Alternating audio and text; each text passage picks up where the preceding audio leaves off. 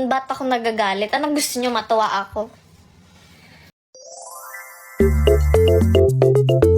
Ba't ako nagagalit? Anong gusto niyo, matuwa ako? Award.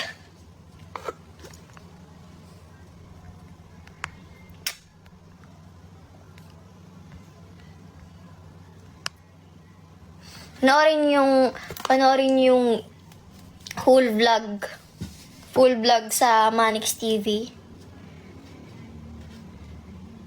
Kung paano dumugo talaga yung ilong ni Shalane.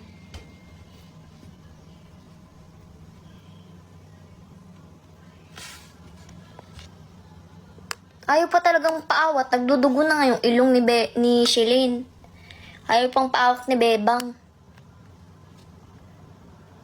Alam niyo ba si Bebang, malakas yung kaming mga babae, siya talaga yung pinakamalakas yung tawag dito.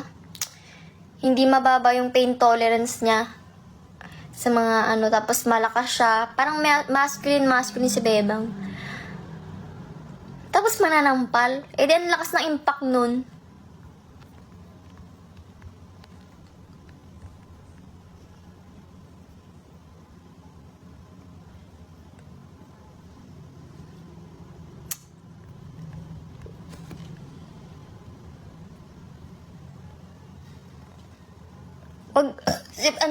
Sabi daw ni Bebang sa live is napunan daw talaga siya sa ugali ni Shane, mapa-off cam man. Huwag siya nagmamalinis kasi halos parehas lang sila ng ugali ni Shalane. Pakitaan sila ng ugali, ganun. Wala naman perfect eh.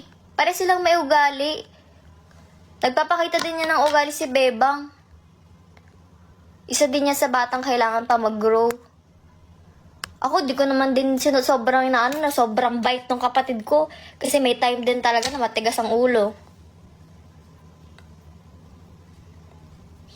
Ang point kasi, kung pinag-uusapan kasi nilang dalawa talaga, naaayos eh.